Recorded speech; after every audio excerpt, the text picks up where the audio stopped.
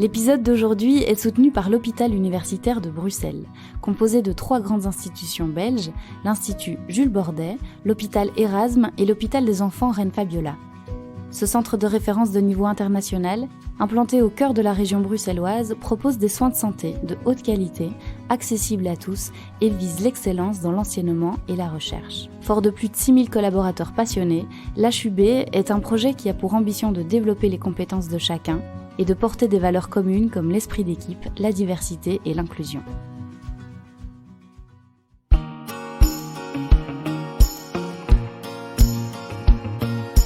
Bienvenue dans le podcast J'aime mon métier, le premier podcast belge qui met en lumière les métiers humains et inspirants des secteurs du social et de la santé. Je suis Émilie Vinsotte, co-directrice de la plateforme du Guide social, la référence depuis près de 40 ans pour de nombreux travailleurs et acteurs psychomédico-sociaux. J'aime mon métier, c'est l'envie de mettre sous les projecteurs ces métiers essentiels et chargés de sens qui tissent notre secteur associatif au quotidien et qui jouent un rôle indispensable au développement de la société. Nous sommes donc partis à la rencontre de ces femmes et de ces hommes qui aiment leur métier. Des gens résilients, engagés, passionnés, animés par cette soif de relations humaines. Pour clôturer cette première série de podcasts avant l'été, nous avions envie de consacrer un épisode à un nouveau métier, comme il en existe de plus en plus dans le secteur des soins et de la santé. Ce métier, c'est patient expert. Le patient expert accompagne des malades grâce à la connaissance fine de sa propre maladie. Il dispose donc d'une réelle expertise dans le vécu quotidien d'un patient. C'est le cas d'Anti, qui est la première patiente experte officielle de Belgique. Anti côtoie la maladie depuis 16 ans et son expérience personnelle lui permet de soutenir les patients atteints de cancer à l'Institut Jules Bordet à Bruxelles. Véritable liant entre le soignant et le soigné, Anti joue un rôle essentiel dans un parcours de soins, celui de médiatrice, dans l'écoute et l'accompagnement par le vécu. On part à la rencontre d'une femme au parcours étonnant, qui nous apprend que tout est possible lorsqu'on met ses peurs de côté, que la vulnérabilité et l'humilité sont les maîtres mots d'une connexion proactive avec son patient, et que oui, quand un métier prend aux tripes avec autant d'intensité, c'est qu'on est à la bonne place. Bonjour Anti. Bonjour Émilie. Comment tu te sens ? Bien. Je trouve que tu me mets bien à l'aise, donc ça va. Alors je te propose de te présenter, puis de nous présenter le métier pour lequel tu es là aujourd'hui. Alors, donc moi c'est Anti, j'ai 42 ans, je suis maman d'un petit Oscar qui a 5 ans et demi. J'ai une formation à la base en journalisme et communication, donc j'ai exercé ce métier-là pendant 12 ans en fait. J'ai été attachée de presse, consultante en communication et rédactrice. Puis je me suis réorientée il y a maintenant 2 ans et demi pour devenir ce qu'on appelle patiente experte. Est-ce que tu pourrais nous expliquer ce que c'est ce fameux métier ? Ça me titille toujours un petit peu, le mot expert, mais en tout cas, en l'occurrence, ils ont choisi le mot patient expert pour parler d'un patient partenaire qui s'est professionnalisé. Donc, il a décidé de ne pas avoir des missions de partenariat de façon ponctuelle, mais d'en faire un métier, en fait. Et donc, c'est quelque chose qui, tu te formes, il y a une seule université qui propose ce cursus-là, qui est un cursus universitaire et diplômant, et ça se passe à l'université des patients à la Sorbonne à Paris en fait. C'est une université qui est rattachée à la faculté de médecine et voilà, t'es formé à accompagner des patients dans leur parcours en cancérologie. Donc du coup, c'est si tu veux un trait d'union entre le patient et les soignants. Et donc c'est une sorte d'interprète autant des patients que des soignants. Donc ça va vraiment dans les deux sens. Quand je suis arrivée, tout le monde se posait un peu des questions sur ce que c'était, ce truc de patient expert. En plus, tu sais, expert, t'es un peu là, même moi, je suis gênée quand je le dis. En fait, eux, ils disent, c'est qui a fait l'expérience d'eux. Bon, voilà, une fois que je l'explique, on comprend mieux, mais je trouve que ça, t'arrives avec une posture qui manque tellement d'humilité, et c'est tellement pas moi que j'ai toujours, je le dis toujours à demi-mot, je fais patient expert. Et puis, je fais, c'est comme un patient, et donc j'explique ce que c'est. Je suis vraiment arrivée, je me suis fait toute petite, et ils m'ont laissé la place. Ils m'ont vraiment laissé la place et ils m'ont fait confiance. Je trouve ça extraordinaire, la confiance qu'ils m'ont accordée. Sans ça, tu peux rien faire. Si t'as pas la confiance des soignants, tu ne peux rien faire. Et à Bordet, je me sens comme dans une famille. Et ça, c'est exceptionnel. Moi, ça me fait me changer la vision de l'hôpital. Ça me fait croire qu'on peut encore changer les choses. Ça me fait croire en plein de choses, en fait. Donc ça, c'est extraordinaire. Tu peux nous parler d'une petite fierté que tu as eue au travail, dans l'accompagnement de quelqu'un ? Je me souviendrai toujours d'une patiente qui on avait passé, on devait se mettre dans une salle parce qu'on a une petite salle où on discute ensemble. Alors c'est hyper important, il n'y a pas de bureau. C'est vraiment dans l'idée de se sentir à l'aise. Donc, on est vraiment dans 2 fauteuils et on discute. Et là, cette salle était pas disponible. Du coup, on s'est retrouvés dans un couloir sur 2 petits bancs, plein de passages autour de nous. Et c'était la première fois que je voyais cette patiente, avec un parcours franchement pas évident. On s'est assises et donc moi ma posture, je me sentais déjà super mal en me disant mais c'est horrible, je lui offre un moment dans un couloir, c'est un tel manque de considération, je me sentais déjà pas à l'aise par rapport à ça. Puis on a commencé à discuter et en fait son attitude était très directe, elle m'a tout de suite dit moi je suis un pitbull, je sais même pas pourquoi je suis là, j'ai envie de discuter de rien. Donc ça, en plus du fait qu'on était dans un couloir entre 45 patients qui passent, je me sentais vraiment mal. Et puis on a discuté, et ça a duré pendant 1h30. Et il y a eu un truc qui s'est passé où un moment nos chemins se sont rencontrés alors qu'on est tout à fait différentes l'une de l'autre. Et elle est partie de là et elle m'a envoyé un message en me disant que elle pensait pas qu'elle pourrait un jour, pendant son parcours, avoir une lueur d'espoir et de la lumière, alors que son parcours est franchement pas évident. Et ça, quand on rentre avec ça dans ses bagages, je crois que ça vaut tout l'or du monde, en fait. Et donc, ce message-là, ça a été hyper important pour moi.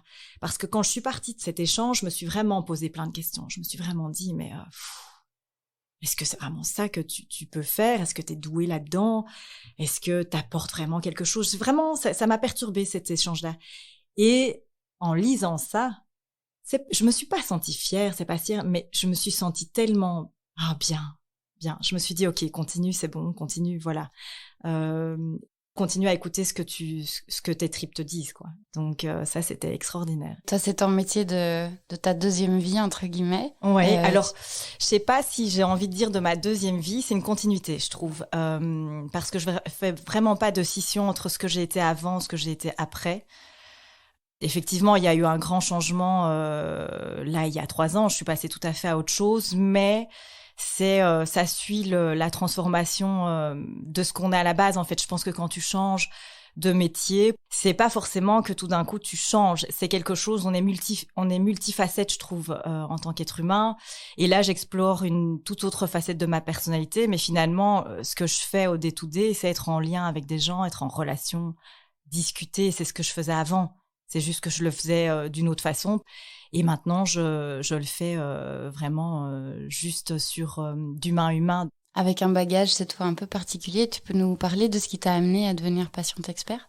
Alors, donc quand tu es patiente experte, c'est que tu as été patient ou tu l'es, par définition. Donc oui, effectivement, moi je côtoie la maladie depuis maintenant 16 ans. J'ai eu un cancer du rein quand j'avais 24 ans. Puis j'ai récidivé quand j'avais 27 ans. Et puis j'ai été tranquille pendant 10 ans. Et quand je suis tombée enceinte, j'ai fait une deuxième récidive, en fait. Donc quand j'ai accouché à 36 ans. Donc en fait, quand j'ai accouché de mon fils, on s'est rendu compte que j'avais une récidive dans l'utérus. Et donc à ce moment-là, on m'a vraiment expliqué, voilà, vous en êtes à un moment donné de votre parcours, on va pouvoir avoir un traitement qui va pas être curatif. Et donc, il parlait de 2 ans. Et là, t'es confronté à quelque chose auquel t'avais pas réfléchi, parce que quand t'es seule, on te dit 13-2 ans, c'est déjà une grosse claque. Mais quand tu viens d'accoucher d'un enfant, c'est pas pareil. Tu deviens maman, tu te projettes dans une vie, dans ce que tu vas lui transmettre, comment tu vas l'accompagner. Et là, je me suis dit, mais juste 2 ans, on va rien construire, ça va être compliqué. Et pendant que j'étais en convalescence, avec toutes ces questions en tête, ce sentiment de solitude, j'ai lu un article sur l'université des patients. Et ça a été une évidence. Vraiment un truc où je me suis dit, ça me parle, c'est ça que je vais faire, en fait. Et à partir de ce moment-là, je me suis plus posé de questions et je l'ai pas fait tout de suite. Je l'ai fait 3 ans après. Mais ça me paraissait évident que j'avais envie de faire quelque chose de tout ce que j'avais vécu pendant 15 ans avec cette maladie, en fait. Parce qu'en fait, tu vis plein de choses, tu mets en place plein de petits trucs et puis tu le fais pour toi. Et tout d'un coup, je me suis dit, là, je vais pouvoir en faire quelque chose pour moi, mais pour les autres aussi. Et donc, c'est comme ça que je me suis retrouvée sur les bancs de l'université des patients. Qu'est-ce que tu aurais aimé mettre en place déjà, alors quand toi, tu étais malade et seule, comme tu le dis? Est-ce qu'il y a quelque chose que tu aurais aimé qu'on te dise, qu'on fasse avec toi Alors, je vais pouvoir parler de ce que j'aurais aimé qu'on fasse pour moi. Après, c'est très personnel. Moi, je le vois bien quand je suis en contact avec des patients. On est tous différents, on a tous des envies et des besoins différents. Et c'est ça qui est en fait l'essence de mon métier, c'est de pouvoir permettre à toutes ces singularités de s'exprimer. Mais en tout cas, à ce moment-là, moi, j'aurais adoré qu'on vienne, qu'on écoute en fait tout ce que j'avais à dire et qu'on me prenne la main, tu vois, symboliquement, et que je me sente moins seule par rapport à toutes ces interrogations. C'était vraiment ça. Et je pense que si quelqu'un arrive, déjà juste t'écoute et puis te dit, moi je vis pareil, tu te sens déjà moins seule. Et juste ça apporte beaucoup. Puis ce que j'ai trouvé compliqué aussi dans mon parcours, c'est que au moment où on a posé ce diagnostic, on m'a dit il vous reste 2 ans, on va vous donner un traitement qu'on appelle palliatif et donc pas curatif. J'étais pas à l'aise avec ça. J'ai été voir d'autres médecins. Je suis retournée avec mon médecin en fait qui me suivait depuis 15 ans et il m'a dit non, on va y aller, on va t'opérer. Je pense qu'on peut faire quelque chose. Alors moi, j'ai eu cette chance-là de remettre les choses en question et d'avoir la force l'énergie d'aller chercher des réponses ailleurs, mais tout le monde ne l'a pas. Et ça, je sais qu'à un moment donné, voilà, j'ai pu me coacher, mais je vois ça souvent autour de moi. C'est pas si simple. C'est pas donné à tout le monde. Et ça, moi, ça me met dans une détresse pour les autres. Je trouve ça très dur, en fait, parce que quand t'arrives, t'es acculé par la maladie. T'es fatigué déjà. C'est dur physiquement, c'est dur émotionnellement. Et le fait d'avoir quelqu'un dans ton entourage, alors ça peut être un patient partenaire, un patient expert, peu importe, mais qui peut un peu déblayer le terrain pour toi. C'est une des facettes de mon métier, c'est d'un petit peu déblayer le terrain pour eux et en fonction de leurs demandes et de leurs besoins, de partager en fait moi ce qui m'a fait du bien. D'avoir quelqu'un qui est passé par là, en fait, ça change tout parce qu'il y a les psychologues sont là pour écouter, les médecins pour accompagner, mais c'est totalement différent là quand alors quelqu'un c'est est passé différent. par là. Un jour, il y a une chanson comme ça d'un rappeur français qui s'appelle L'Homme Pâle, qui dit que les 5 doigts d'une main, tu vois, les 5 doigts font tous des choses différentes en fait. Mais tu cohabites tous sur la même main et en fait tu vas faire un truc ensemble et tu vas exister ensemble. Et pour moi, le patient expert, c'est vraiment un des doigts de cette main. C'est vraiment être à côté du patient, être à côté du soignant et se faire l'interprète des deux pour rassurer. C'est vraiment ça en fait. C'est vraiment légitimer tout ce qui te passe par la tête. Et d'ailleurs, les médecins le disent eux-mêmes, c'est que c'est tellement humain. Si tu n'es pas passé par quelque chose, tu peux l'imaginer, mais c'est difficile de le ressentir dans tes tripes. C'est pas pour autant que tu peux pas donner la réponse adéquate. C'est pas ça. Mais c'est différent. C'est complémentaire mais différent. Et qu'est-ce qui se passe pendant ces fameuses 3 années entre l'opération que tu fais et puis ton entrée à la Sorbonne? Alors, il s'est passé beaucoup de choses. D'abord, quand tu te fais opérer, tu te poses beaucoup de questions. Donc, on t'a enlevé ta tumeur. Donc, en fait, à ce moment-là, on m'enlève. Donc, mon fils a 3 semaines quand on m'apprend que j'ai récidivé. On le voit pas tout de suite. En fait, le gynécologue avait fait une césarienne et avait remarqué qu'il y avait quelque chose de particulier. Donc, il a enlevé. Bon, c'est très particulier. Il a enlevé la tumeur. On n'en a pas parlé, en fait. Donc, moi, je suis rentrée chez moi. Et après 3 semaines, j'ai reçu un coup de fil du dit gynécologue qui m'annonce que ils ont enlevé donc une tumeur, parce qu'on me le dit pas à ce moment-là, qu'ils l'ont fait analyser et que c'est une récidive de mon cancer du rein. Donc là, c'est une grosse claque. Je comprends pas tout de suite. Moi, je suis dans mon nouveau rôle de maman. J'intègre pas l'info tout de suite. Donc, je me fais opérer 6 semaines après. Et donc là, on m'enlève la tumeur, et en l'occurrence mon utérus, puisque la tumeur était localisée sur l'utérus, mais il y avait des métastases. Donc, ils décident d'enlever les métastases aussi. À un bout de mon foie, il y avait une lésion sur le péritoine aussi. Il faut le temps pour te remettre de ça. Ce sont des grosses opérations. Donc, pendant tout un temps, je me remets physiquement d'abord. Puis, j'ai quand même un nouveau-né. Donc, il y avait à gérer le fait que je devenais maman. Je pouvais pas tellement m'occuper de mon enfant parce que je pouvais pas me lever. En fait, c'était très douloureux. Puis, une fois que tu as moins mal, à ce moment-là, c'est toutes les interrogations plus existentielles qui te bombardent. Je les mets un peu de côté et je décide de remettre un pied à l'étrier assez vite. Mais je sens que j'ai pas encore terminé ce que j'ai envie de faire dans le journalisme. Donc, un jour, je tombe sur une super chouette annonce via, on parle d'un média français, ils cherchent une rédactrice. Je me renseigne un peu sur le média, je rencontre les fondatrices, je les trouve juste extraordinaires, elles sont super chouettes. Je me pose pas plus de questions que ça, je commence à travailler pour elles en tant que rédactrice. Et ça, c'était 8 mois après m'être fait opérer, donc un peu rapide, mais ça m'empêche de me poser plus de questions que ça. Je fais ça pendant 2 ans, mais j'ai toujours en tête cet article de l'Université des patients, donc je postule. Il faut savoir que ce sont des classes de 20 participants. Ce DU-là est tout nouveau, donc ce diplôme universitaire-là est tout nouveau. En cancérologie, ça faisait 2 ans et évidemment, comme il y a 20 places, c'est pas évident d'y entrer. Donc, je postule une première fois, je ne suis pas prise, mais je sais que c'est ça que je veux faire. Donc, je repostule, je rappelle une deuxième fois. J'écris une lettre de motivation, je donne tout et puis je rappelle et je dis, il faut vraiment que je le fasse, je veux faire ce cursus. Et finalement, en juin, je reçois, donc 2 ans après avoir été rédactrice, je reçois un mail qui m'annonce que je suis prise dans le cursus. Donc, je le commence en septembre, ça dure 1 an. Et donc, pendant 1 an, je fais des allers-retours à Paris pour me former. Et là, c'est vraiment une année où il y a plein de changements. À ce moment-là, je suis un peu tête brûlée, je pense. Et c'est peut-être une facilité que j'ai, c'est que j'ai pas d'angoisse par rapport aux décisions que je prends. Comment se passe cette année à la Sorbonne? Alors, tu peux nous parler un peu des cours? Ça paraît tellement atypique. Et c'est génial parce que déjà, c'est des petits moments que tu t'octroies à toi. Pendant 1 an, une fois par mois, je partais pendant 3 jours à Paris. J'avais un chouette petit hôtel à côté de la Sorbonne où tu crées des liens. Déjà, moi, juste ça, je trouve ça génial. Tu les vois chaque mois, donc t'as l'impression d'arriver chez toi. C'était tout cosy. Puis, tu passes 2 ou 3 jours, ça dépendait, avec des gens tellement passionnants. Déjà, les gens avec qui tu partages le cursus, c'est toutes des personnalités, donc tous des anciens patients en général, mais bon, c'est ouvert aux soignants aussi. Mais là, en l'occurrence, il y avait que des patients qui ont chacun leur parcours, qui ont chacun leur vision de la maladie. Donc tout ça, c'est déjà hyper enrichissant.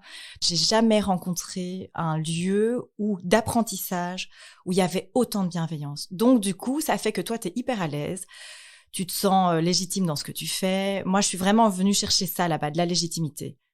Ça peut paraître bizarre, mais je me suis vraiment dit, ok, bon, t'as eu un cancer, t'as eu un deuxième cancer, pas un deuxième cancer, une première récidive, une deuxième récidive, mais est-ce que ça te rend vraiment légitime à parler de ça? Est-ce que ça te donne une particularité qui fait que tu peux en faire ton métier? J'étais pas certaine. Donc du coup, moi, je suis vraiment venue chercher ça, cette légitimité. J'ai rencontré, il y a eu des oncologues, des grands oncologues parisiens, on a eu des pharmacologues, des psychologues, enfin, on a eu une formation vraiment assez diverse et des exercices pratiques aussi sur comment est-ce que tu écoutes vraiment quelqu'un, parce que c'est pas si simple d'écouter. Moi, je me suis rendu compte qu'en fait, j'écoutais pas des masses. En fait, tu crois que t'écoutes, mais t'écoutes pour pouvoir répondre et pour pouvoir parler de toi. T'écoutes pas vraiment ce que l'autre est en train de te dire. Il y a un psychiatre comme ça qui s'appelle Viktor Frankl qui explique qu'en fait, on pense que c'est un petit acte d'écouter, mais en fait, c'est la plus jolie chose que tu puisses apporter à quelqu'un, l'écoute. C'est vraiment ça, en fait, que je fais dans mon métier maintenant tous les jours. Moi, je pensais vraiment que je devais apporter une boîte à outils aux patients, mais en fait, ils ont juste besoin d'être écoutés. C'est plus qu'une école de savoir, c'est une sorte d'école de vie comme ça. J'ai vraiment adoré. J'ai adoré mon parcours là-bas. D'ailleurs, après, j'ai refait un master en éducation thérapeutique du patient. Puis maintenant, j'interviens aussi parfois dans des cours à la Sorbonne. Et en fait, quand tu mets un pied dedans, tu t'en sors plus parce que c'est passionnant, en fait. Et donc, tu disais qu'il y avait une partie de patients, évidemment, et puis une partie de soignants aussi. Les deux s'entremêlent. Le patient devient peut-être, lui, soignant, et puis le soignant essaye d'élargir un peu sa pratique. Comment est-ce que ça se passe? Alors, en fait, donc ce cursus est ouvert aux deux dans la volonté de vraiment pouvoir donner et le point de vue du patient et le point de vue du soignant, parce que c'est vraiment 2 mondes qui cohabitent. Donc ça, c'est la volonté de l'Université des patients en ouvrant ça aux soignants. Et ici, sur le terrain, c'est vraiment un travail qui se fait dans les 2 sens. Donc, c'est vraiment expliquer aux soignants la posture du patient, mais aussi aux patients la posture du soignant. Pouvoir aussi mettre des mots sur des choses qu'on n'imagine pas. Moi, maintenant, de travailler comme ça, main dans la main avec des soignants, c'est ce que je dis aux patients, c'est que quand moi, j'étais de l'autre côté, et puis, en fait, on l'est toujours, je me disais toujours, mais en fait, c'est facile. Eux, ils rentrent chez eux. Moi, je reste avec ma souffrance, ils rentrent chez eux et puis c'est fini. Mais c'est pas du tout ça. Le soignant, il est impacté Pas de la même façon que le patient, mais il est impacté aussi. Moi, je le vois maintenant. C'est des gens qui sont profondément investis, mais à qui on donne pas toujours les moyens de montrer qu'ils sont investis. C'est juste ça. Et donc, arriver à dire aux patients, ce que toi, tu interprètes comme un manque d'empathie, c'est pas ça. C'est juste qu'on est dans qui plus est encore maintenant, enfin encore plus maintenant, dans un monde où on est pressé par le temps, où l'hôpital devient une machine financière, et ça entraîne un changement de comportement et qui est pas volontaire en fait. C'est juste que c'est plus fort. Enfin, c'est une machine qui fait qu'on est mangé par cette machine et qu'on aimerait donner ce temps-là. Et souvent, moi, quand j'explique ce rôle-là, j'explique que c'est pas, je viens pas me substituer ni à un oncopsy ni à un oncologue, et je viens pas donner un lien que eux n'ont pas avec leurs patients. C'est absolument pas ça, parce qu'ils l'ont et voudraient juste en avoir plus, mais ils n'ont pas l'occasion. Donc pour eux, c'est ce qu'ils disent souvent, c'est que on voudrait tellement pouvoir le faire, mais si quelqu'un peut le faire à côté, c'est encore plus chouette. Donc vraiment, je trouve que moi, j'aurais adoré entendre ça, que mon chirurgien, quand il rentre chez lui, il s'en lave pas les mains. Il est vraiment préoccupé. Et si quelqu'un te dit ça et que c'est pas quelqu'un qui l'a vécu dans ses tripes, tu le crois moins. Mais si c'est quelqu'un qui le voit et qui l'a vécu dans ses tripes, alors ça permet de crédibiliser un petit peu ce que tu dis et ça soulage en fait. Et en fait, on a juste besoin, dans des moments d'angoisse et de détresse extrême, d'être soulagé et de se sentir moins seul. Parce que c'est vraiment ça, c'est quelque chose de terrible. Je trouve c'est vraiment cette solitude que tu peux ressentir quand tu es dans ton lit d'hôpital. Et toi, tu t'es spécialisée en oncologie. Oui, tout à fait. Ce master intervient dans d'autres thématiques et dans d'autres secteurs. Et tu te souviens de ton premier accompagnement ?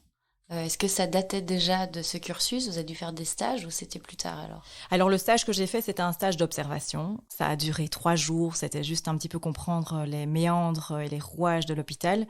J'avais fait ce stage à l'Institut Jules Bordet et maintenant c'est là que j'exerce. Et donc, le premier accompagnement que j'ai fait, c'était en privé et c'était en plein Covid. Donc, j'ai trouvé ça très perturbant parce que moi, je suis quelqu'un qui a besoin du contact visuel charnel avec l'autre. C'est hyper important pour moi. Je trouve que le langage corporel et non verbal en dit beaucoup plus que là, quand t'es statique derrière un écran. Ça, c'était vraiment compliqué, mais voilà, je l'ai fait avec une dame qui était passionnante, qui m'a appris plein de choses, à qui j'espère avoir appris des choses. Et donc, ça a commencé comme ça. Et le premier accompagnement que j'ai fait à l'hôpital, c'est aussi une dame qui était, on est encore en lien maintenant, on s'envoie souvent des petits messages, elle est extraordinaire, toute joyeuse. Enfin voilà, c'est vraiment d'ailleurs c'est grâce à eux que je définis petit à petit aussi la notion de patient expert, parce que comme c'est un nouveau métier, c'est tout neuf, je suis la seule à faire ça en Belgique.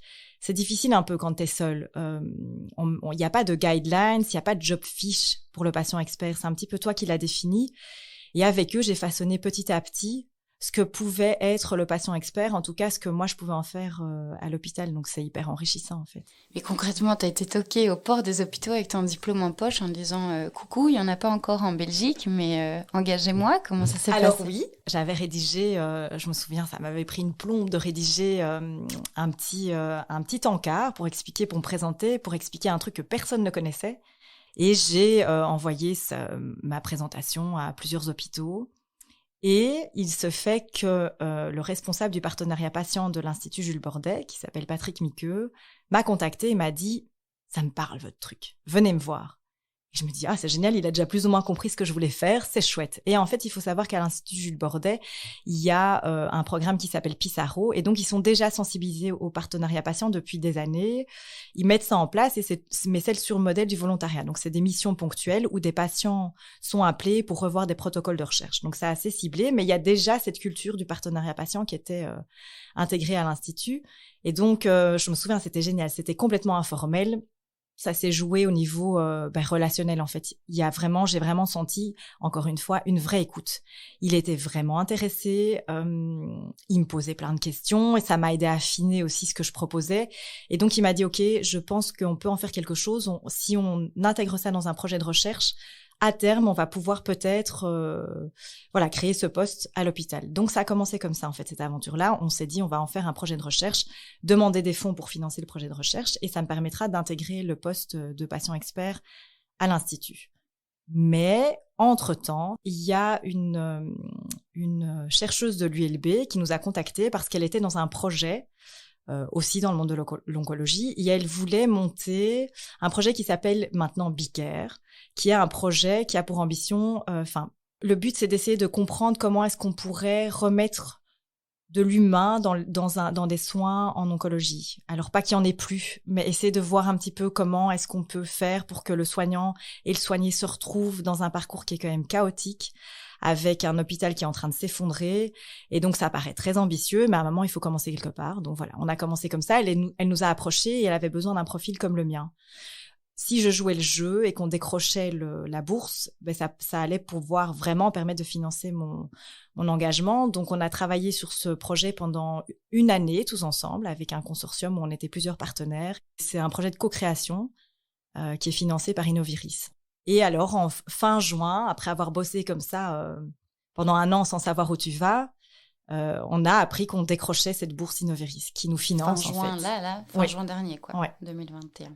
Et donc là, tout d'un coup, tout devient hyper concret. Ça voulait dire que un profil comme le mien allait pouvoir rentrer à l'hôpital. Mais c'est pas si simple que ça en fait. Dans un monde qui est paternaliste comme le monde de l'hôpital, arriver à se dire ok, maintenant je vais plus travailler pour le patient, mais je vais travailler avec lui. C'est un vrai changement de paradigme. C'est vraiment une prise de conscience que l'hôpital, il est construit pour des usagers qui sont les patients et que si tu le construis pas à la base avec eux, l'adhérence, elle est pas pareille en fait.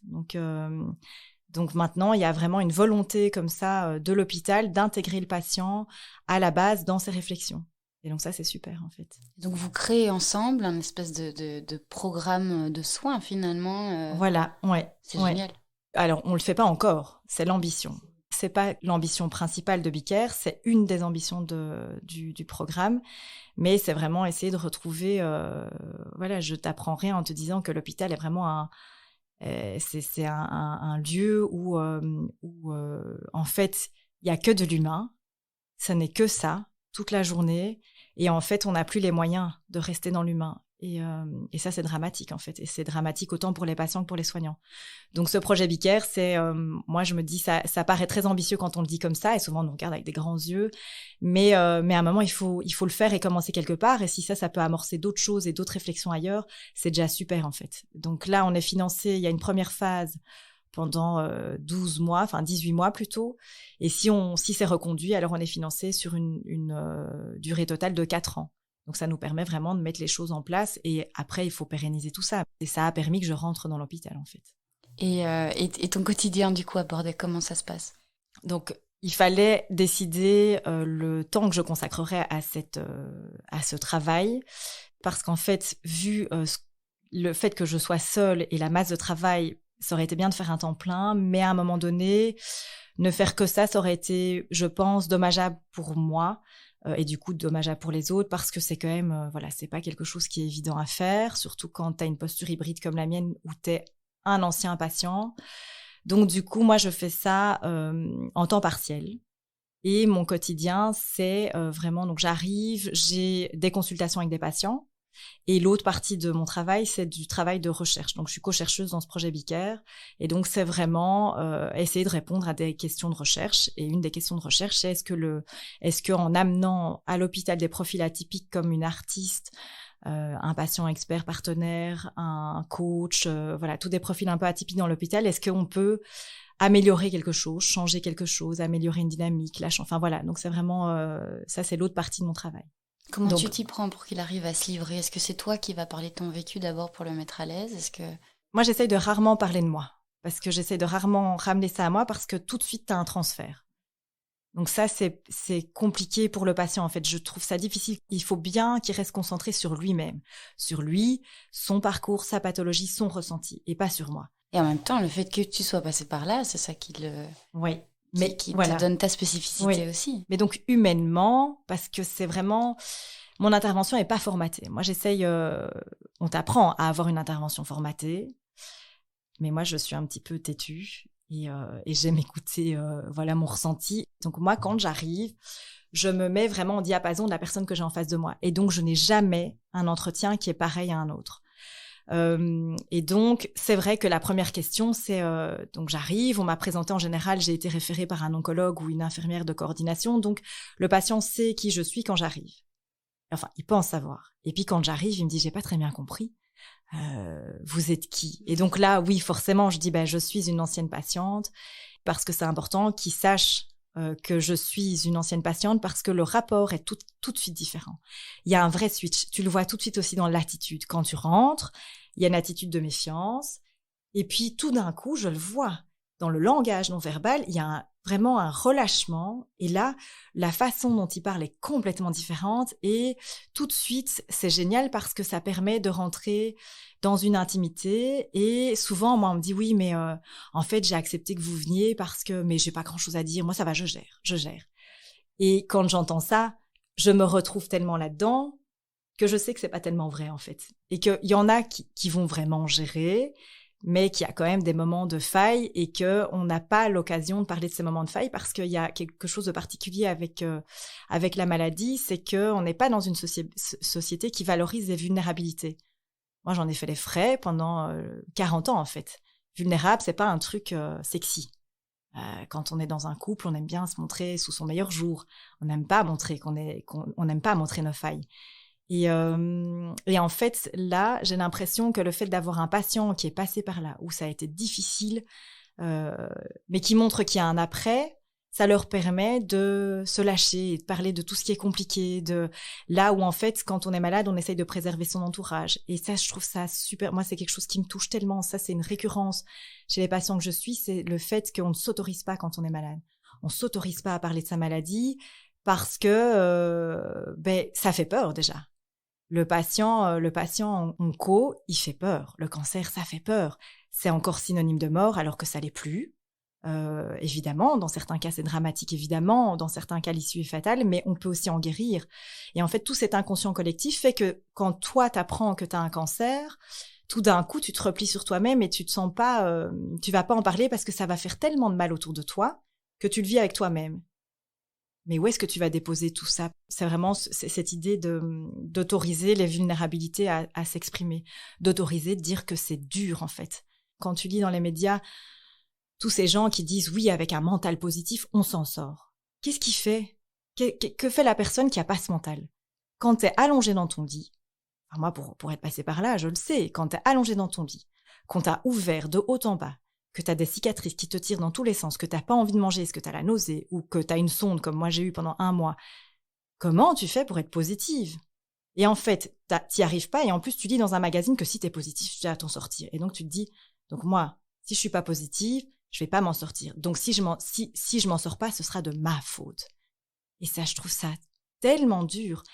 T'es déjà tellement démuni quand t'es malade que je trouve ça important qu'on comprenne qu'on peut s'autoriser à avoir envie d'envoyer tout valser, tout en fait à ce moment-là, qu'il y a des moments qui sont difficiles et qu'après, à un moment donné, ça va aller mieux. Et c'est vraiment ça, en fait, que j'espère apporter. Et au niveau personnel, comment est-ce que toi tu gères tout ça? Ça doit être des bouffées d'émotions dans tous les sens, justement, tous les jours. C'est pas évident, puisque je ne suis pas une soignante. Je n'ai pas envie de m'autoriser cette mise à distance qui est nécessaire en fait. Pour tenir le coup, il faut se mettre à distance. Mais j'ai pas envie d'être celle qui a peur de ça. Qui a peur de ça parce que ça va me chambouler. Je ne sais pas faire autrement en fait. Donc j'ai envie de te dire c'est difficile, mais en même temps facile puisque je peux pas faire autrement. Donc j'ai pas trouvé la recette pour mieux gérer ça. Et je sais pas si j'ai envie de trouver la recette en fait, parce que je pense que ça fait partie du jeu et de la posture que j'ai décidé d'avoir en fait. C'est d'accepter ces bourrasques d'émotions, ces montagnes russes. C'est un choix, c'est vraiment un choix. Je suis ok de le faire parce que je ne pourrais pas imaginer que ces gens restent seuls avec leur souffrance, comme moi j'ai pu l'être. Tu rencontres des gens que tu es peut-être amené à ne plus voir. Comment est-ce que tu gères ça? Est-ce qu'il y a déjà beaucoup de patients que tu suis qui malheureusement ont une issue fatale? Comment est-ce que tu gères le fait de partager avec eux ces montagnes russes, de ne pas savoir ce que demain apporte et de ne pas savoir l'issue de tout ça en fait? Tu gères pas, je pense. Désolée, c'est un petit peu compliqué comme question parce que oui, ça m'est arrivé évidemment et ça m'arrivera encore. Je sais pas s'il faut gérer en fait. Je serai impactée à vie par ces moments de vie particuliers.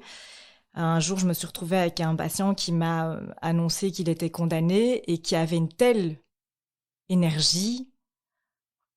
On échange des trucs, c'est tellement exceptionnel ce qu'on échange. Il a une niaque comme ça, une humilité par rapport à son parcours qui m'impressionne. Mais par respect pour tous ces parcours de vie difficiles, j'ai pas envie de gérer. Ça, je gère pas en fait. C'est des claques dans la figure. Tu les prends et tu grandis. T'en fais quelque chose. Ce qui est important, c'est ce que t'en fais. Moi, ça me nourrit, ça me permet, ça affine ce que je suis, mais j'ai pas envie de gérer. Donc, et puis je gère pas en fait. Je m'effondre. Et puis je repars, mais je m'effondre. Et comment est-ce que tu prends soin de toi? Comment est-ce que tu arrives justement à lâcher prise par rapport à tout ça? Si tu dois revenir avec toutes les histoires à la maison, justement, comme tu le disais, ça fait quand même beaucoup de valises à transporter. Alors en fait, décider de devenir un patient expert, il faut faire attention à sa propre temporalité dans son propre parcours, en fait, dans son propre trajet de soins. Quand je suis arrivée sur le terrain, je me suis rendu compte qu'effectivement, si tu n'as pas pris de la distance par rapport à ton propre parcours et ta propre histoire, il faut pas rentrer dedans. Parce que c'est dommageable pour toi, mais c'est dommageable pour le patient que tu suis aussi. Il faut pas qu'il y ait de transfert. C'est très important en fait d'arriver. Alors tu peux pas arriver neutre de ton histoire parce que c'est pas le but, mais en tout cas d'avoir pris ce recul qui te permet de gérer en fait ce flux d'émotions, ces montagnes russes. Et j'avais fait un travail en amont en fait avec un thérapeute pour être certaine et pour être préparée. Il m'a appris à lâcher prise, à pas avoir de contrôle sur des choses sur lesquelles je pouvais pas avoir de contrôle. Il m'a appris à gérer mes peurs aussi.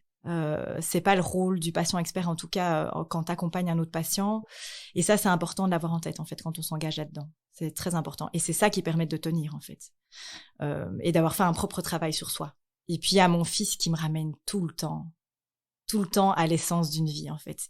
Un enfant, c'est tellement basé sur son instinct, sur des choses qui se passent là, maintenant, que si t'es vraiment attentif et si t'écoutes vraiment, t'as pas grand-chose à faire que de le regarder pour comprendre là où tu dois mettre ton énergie. Donc mon fils m'aide beaucoup, puis puis il y a l'entourage, il y a les passions, il y a plein de choses en fait qui sont personnelles que tu mets en place. Toi, tu te situes encore patiente aujourd'hui? Ou depuis ton opération, c'est censé être Non, parce qu'en fait, je suis suivie tous les 5 mois, donc forcément, t'es ramenée dans ton quotidien de patient. Et puis voilà, quand t'as eu ça, en tout cas pour moi 3 fois, le moindre rhume te replonge dedans. Donc oui, j'ai encore ça me collera. J'ai appris à faire avec et à accepter ça, à vivre avec. Mais je le serai toute ma vie, je pense. Maintenant, il n'y a plus rien qui est anodin chez moi, plus rien. Plus j'ai mal à la jambe. Je me dis pas comme tout le monde, j'ai peut-être un petit peu trop marché. Non, tout de suite c'est j'ai peut-être, puisque je sais que ça peut récidiver sur les os, un cancer du rein. Tout de suite j'y pense. Ça c'est clair. Ça ne te dérange pas dans ta pratique au quotidien d'être encore un pied dedans, un pied dehors? C'est ça qui fait que tu te sens à l'aise et que tu peux accompagner au mieux. En fait, il y a un truc très particulier, c'est qu'une fois que je mets un pied à l'hôpital, je me sens plus du tout patiente. Pourtant, c'était un peu ma crainte et la crainte de mon entourage, c'est comment est-ce que tu vas faire pour évoluer dans un lieu que tu as tellement détesté et que tu as diabolisé? Comment est-ce que tu vas faire? Et en fait, c'est très bizarre. Une fois que je suis à l'hôpital, j'ai même plus du tout le ressenti du patient. Je suis vraiment dans la posture d'un être humain qui a de l'empathie pour la souffrance de quelqu'un d'autre, mais ça ne me rappelle pas mon histoire. Le fait de voir un oncologue, d'entendre un diagnostic ou des choses comme ça, c'est très bizarre, mais ça ne percute pas par rapport à mon parcours. Ce qui, toi, t'enrichit, est-ce que c'est l'impression de servir à quelque chose, alors? Alors oui, mon métier fait sens par rapport à ce que j'ai vécu et donne du sens à ma vie, clairement. C'est ça qui me donne du sens, c'est la richesse des échanges, et parce que j'ai l'impression que je suis née pour ça, pour rencontrer des gens. Et c'est vrai que la chose que je trouve qui a changé, alors je parlerai peut-être pas en termes de sens, mais c'est que pour moi c'est un indicateur, j'ai plus le blues du dimanche soir. Tu vois? Je suis pas en train de vendre un truc papillon parce que c'est pas le cas, il y a des moments qui sont vraiment durs. Et très durs, mais je suis dans l'humain et ça me permet de plus avoir le blues du dimanche soir parce que je sais que je vais encore rencontrer des gens avec des parcours très difficiles mais tellement enrichissants que voilà, si tu veux parler de sens dans ce sens-là, alors oui, c'est ça qui me donne du sens. Et quels sont les traits de ta personnalité ou la façon de voir les choses de la vie de manière générale qui qui ont changé depuis que tu fais ce métier? Eh bien, j'ai envie de te dire, je pense pas qu'il y ait quelque chose qui ait changé. Je pense juste que ce que je fais différemment, c'est que je m'autorise beaucoup plus à arrêter de justement gérer, à arrêter d'être invulnérable, à accepter qu'il y a des moments c'est pas facile et que je dois pas être sur tous les fronts, accepter qu'il y a des moments je suis pas la mère que j'aurais envie d'être en fait, que sur papier j'ai envie d'être la maman présente à l'écoute, Wonder Woman qui gère tout et qui fait des gâteaux de malade, et non en fait tu vois, je suis pas cette femme-là, mais j'essaie de compenser autrement. À accepter que mon parcours a été chaotique et que, il faut pas être parfait dans tout, en fait. Ça, je l'acceptais pas avant. Donc ça m'apprend ça, en fait. Parce que quand je vois la souffrance de l'autre dans ces moments où il s'autorise pas, ça me rappelle effectivement que c'est important de s'autoriser parce que c'est inhumain, en fait, de tout le temps s'enfermer dans des choses qu'on nous a formatées depuis qu'on est petit, comme ça. Est-ce que tu vois les moments de vie et de mort, justement, différemment? Non, parce qu'en fait, t'as pas peur de la mort, je pense, quand on t'annonce. T'as peur pour les autres. T'as peur pour les gens que tu vas laisser. Je disais un truc super intéressant de quelqu'un qui disait il faut arrêter de dire qu'un malade qui a le cancer a perdu sa bataille contre le cancer. Tu perds pas une bataille contre le cancer. En fait, le cancer, il part avec toi. La vie s'en va, mais il n'y a pas de défaite. C'est horrible de dire qu'il y a une défaite, en fait. C'est pas une lutte. Ce qu'on appelle une lutte, c'est un combat, ce sont des soins qu'on t'apporte pour que tu ailles mieux, en fait. Et donc, t'as pas peur de la finitude, t'as peur de la douleur. Ça, oui. Moi, ça, c'est une récurrence. S'il y a des moments où je pense à ma maladie, j'ai peur de la douleur. Parce que ça, c'est quelque chose de... c'est très difficile à gérer. Et je pense qu'on a beau te dire médite, tu vois, tous ces trucs de pleine conscience. Moi, à ce moment-là, j'ai juste envie de frapper la personne qui est en face de moi. Voilà, je le dis cash. Moi, ça m'énervait, ce genre de truc. Et je disais, non, en fait, j'ai super mal. Donc, ton truc de pleine conscience, ça fonctionne pas. Même si, en fait, à terme, ça fonctionne. Et donc, maintenant que je suis devenue maman, et rien à voir avec le fait d'être devenue patiente experte et de fréquenter ce monde au quotidien de l'oncologie, c'est pas la finitude qui me fait peur, c'est de laisser mon enfant seul. C'est ça, en fait. Et qu'il ait à porter cette souffrance de devenir orphelin. Ça me déchire les entrailles. Et je lui souhaite vraiment pas. Je comprends. Ça y est, ça me prend aussi. Dis donc. Pardon. Je suis aussi maman de deux, du coup ça me parle.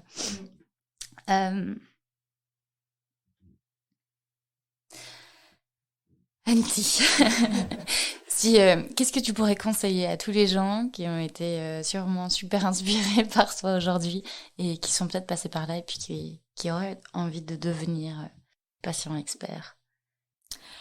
Si c'est une vraie envie, c'est surtout pas se laisser freiner par sa propre peur et les peurs des autres. Y aller et y croire, en fait. Moi, le plus beau cadeau qu'on m'ait fait un jour, c'est de me faire comprendre que la peur est hyper mauvaise conseillère. Il faut pas faire patient expert parce que ça va te faire du mal, parce que personne n'y croit, parce que c'est un métier, ça n'a pas d'avenir, parce que ça n'existe pas vraiment, parce qu'il n'y a pas de budget. Il faut arrêter toutes ces peurs. On a tellement de peurs ancrées en nous. Et en fait, quand tu lèves ce frein des peurs, c'est un monde de possibles qui s'ouvre à toi. Et moi, je l'ai vraiment expérimenté. Donc, je me suis délestée de ce poids, de toutes mes peurs, de toutes mes fausses croyances. J'ai tout fait voler en éclats et je me suis jamais sentie aussi libre, en fait. Donc, c'est ce que je souhaite à ceux qui auront eu le courage d'écouter ça jusqu'au bout. C'est d'abandonner, de laisser sur le côté toutes ces peurs, en fait, parce que c'est pas les nôtres. C'est souvent les peurs des autres, en fait. Parce que souvent, quand tu parles à quelqu'un et que tu lui expliques ce que tu as envie de faire et qu'il te dit moi, quand j'ai dit ce que je voulais faire, on m'a dit « Mais t'es dingue, tu viens de sortir de convalescence, tu vas pas quitter ton métier. » En plus, à l'époque, je quittais le père de mon fils. « Tu vas te retrouver sans rien. T'es sûre de ce que t'es en train de faire ?» Mais souvent, c'est parce que soi-même, on aura envie un jour, alors je dis pas d'envoyer valser son mari ou son boulot, c'est pas ça, mais on aura envie de s'écouter et qu'on se l'autorise pas et que du coup, si l'autre le fait, ça va pas le faire en fait, parce que ça te force toi à regarder ce que t'as devant toi. Donc voilà, je pense que ça, c'est un des meilleurs conseils qu'on m'ait donné, donc aujourd'hui, je le partage à mon tour. Merci. Et du coup, il y a des formations qui existent maintenant en Belgique ? Alors, pas en Belgique. La formation que j'ai suivie est la seule que tu puisses suivre, malheureusement. Après, j'espère qu'à terme, ça va arriver ici dans les universités. Tu as une formation au PEC. C'est pas la même formation, mais c'est une formation qui existe. Et j'ai aussi vu que la fondation Kick Cancer, qui est géniale, qui est en fait s'occupe plutôt de tout ce qui est oncologie pédiatrique, est en train de former aussi des patients à devenir patients experts. Donc oui, il y a des choses qui existent. Oui. Super. Est-ce que, je pose la question à tout le monde, est-ce que tu aurais un petit livre ou un film, une série, quoi que ce soit qui pourrait inspirer les gens qui nous ont écoutés et qui pourrait leur faire ressentir ce que toi tu ressens au quotidien ? C'est un livre qui, moi, m'a marqué, qui est le livre de Pedro Correa, que je donne à toutes mes copines que j'aime, et que je devrais donner même à ceux que je n'aime pas, mais enfin, je sais pas s'il y a des gens que j'aime pas, en fait. Et ça s'appelle Matin clair, et il avait fait, en fait, il est surtout connu parce qu'il a fait un discours à des ingénieurs qui venaient d'être fraîchement diplômés à l'UCL, où il explique à quel point, à un moment donné, il faut se reconnecter à son instinct, à ce qu'on a quand on est tout petit et qu'on oublie. Petit à petit, ça, je trouvais que ça, c'est tout petit à lire et c'est rafraîchissant et percutant. Et alors, il y a un documentaire comme ça que j'ai vu il y a un petit bout de temps sur Netflix qui s'appelle Heal, donc de guérir, H-E-A-L. Et c'est chouette, ça. Alors, tout est toujours à prendre avec un esprit critique, ça je le dis toujours. Mais dans ce documentaire, on peut se rendre compte qu'il n'y a pas qu'une seule façon de voir la médecine, qu'il n'y a pas qu'une seule façon d'aborder l'être humain, que c'est pas juste une liste de symptômes, mais qu'il faudrait peut-être plutôt voir tout comme... avoir une vision holistique en fait de l'être humain. On est tous dans des relations et dans Heal, c'est un petit peu ça qu'ils abordent, c'est que on peut voir la médecine de façon multiple, dont la médecine ayurvédique qui est hyper inspirante en fait, qui montre que en fait ton corps a plusieurs façons de te dire que ça ne va pas. Voilà, donc c'était Heal et Matin clair de Pedro Correa. Merci beaucoup. On mettra les liens en dessous du podcast. Super. Merci Anty. Merci pour à ce toi. Moment suspendu total. Merci de toi. nous avoir partagé tout ça et puis bonne continuation. Merci, c'était avec plaisir. À bientôt. À bientôt. Merci d'avoir écouté ce témoignage jusqu'au bout. Nous espérons qu'il vous a plu, inspiré, informé, remotivé, voire même donné l'envie d'une reconversion. Si c'est le cas, aidez-nous à diffuser ce podcast un maximum. Comment ? En partageant par exemple le lien du podcast autour de vous, en le notant de 5 petites étoiles sur les plateformes d'écoute ou en usant du bouche à oreille sans modération. Et si ces thématiques vous intéressent, n'hésitez pas à aller faire un tour sur le site du Guide Social ou directement sur le site de J'aime mon métier, www.j'aimemonmétier.be. Et enfin, si vous avez une question, une suggestion ou une envie de prendre la parole, envoyez-nous un email à podcast@guidesocial.be. Merci pour votre soutien et à bientôt.